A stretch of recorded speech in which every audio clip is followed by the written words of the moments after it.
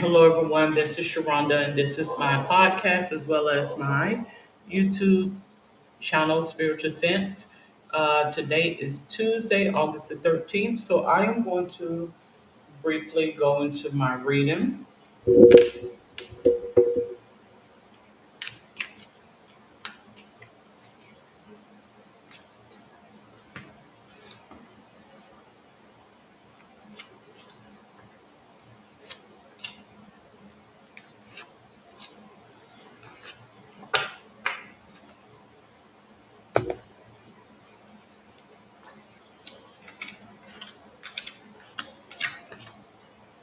Okay, so the first card I have here, we have Queen of Cups, the Therapist card.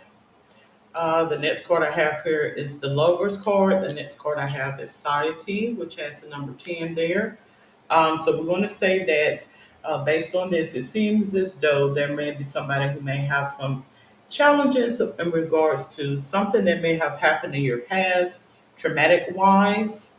Let's go ahead and pull in the love cards, and that's going to give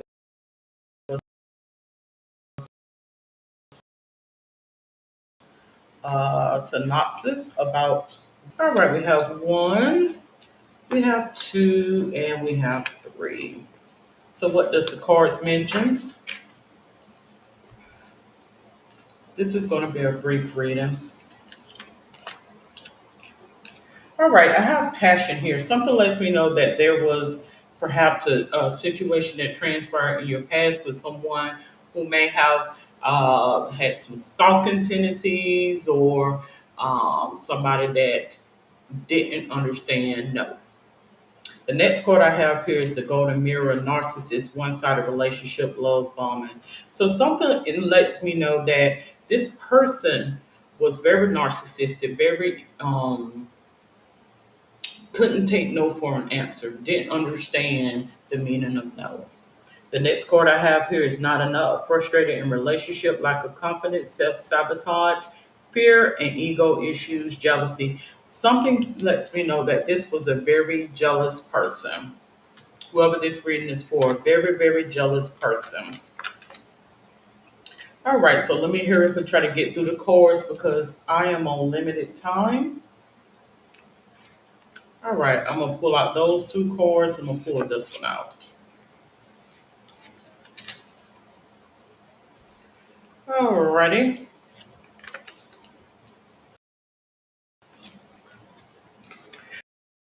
I honestly feel as though you're protected is what it wants me to let you know. You have fear.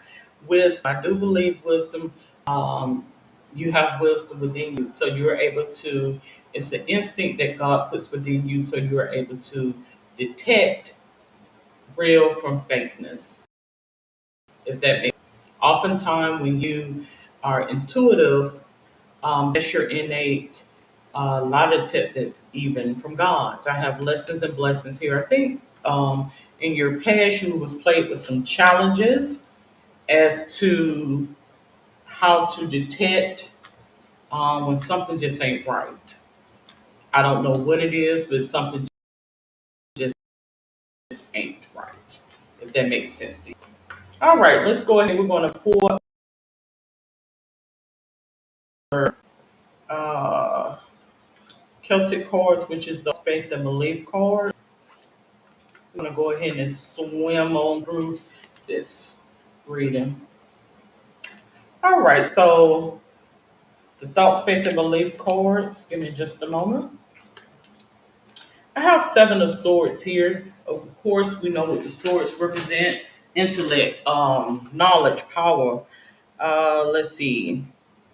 Relates to the mind, intellect, action, knowledge, power, and change. So I honestly feel as though you have somebody that tries to play on your intellect, plays on your mind, try to make you feel as though what you feel or picking up is not right. You don't know what you're talking about. Da da da da da da. Seven relates to insight, spirituality, and contemplation. So that's your intuition. When God puts something within you, you may not necessarily know exactly what it is, but something lets me know it's something in relation to lovers or love. The next card I have here is King of Pentacles. King cards are established in control and see things through to the end. These cards can represent a mature male. Pentacles relates to material aspects of life, career, finances, business, and possessions. So possessions, I think, is the key word, possessive. I do feel as though this card is a representation of someone that was in your past that was very possessive, even overbearing even. The next card I have here is Five of Pentacles. You notice that there's a skull there. Five relates to stress, conflict, instability. Pentacles again relates to materials aspects of life, career, finances, business, and possession. I honestly feel as though um, this person was very possessive, and I think because of this being in this relationship, it took a toll on you. Is what I feel. It took a toll on you. That's what it lets me know. Now let's proceed on to life's purpose card. What is your life's purpose? Sensitivity. I do believe that you're sensitive to certain energies, is what it lets me know. You may not necessarily know exactly what it is. I do believe that God does let you know, let you in on things from time to time, but I don't think it's like all the time. But you just have an innate knowing about something that is not right. Okay. And this is beyond, you know, prejudging or prejudice. This is beyond that. Words just can't explain it. So it says sensitivity. You're becoming more sensitive and need to make changes accordingly. So that's basically what that is. When you are in a situation where it may seem as though something's a little off, but then that's what that is. That's your intuition being honed. Now, let's pull up your family history, and I'm gonna bring this to a close within the next 7 minutes. So what do we have in terms of family history with the Egyptian tarot? Let me see. Alrighty, so we're gonna pull this one. All right, so the card that I have here is this one, which is a major arcana card. It has the number 10 there, so we're gonna go down to the major arcana card, number 10, and we're gonna read what's on that card. Again, this podcast and YouTube channel is for entertainment purposes, meaning that it is optional. It's not nothing that could be admissible in court or anything of the sort. These are my opinions. All right, let's go down to card 10. Just one moment. Card 10. All right, let's go up.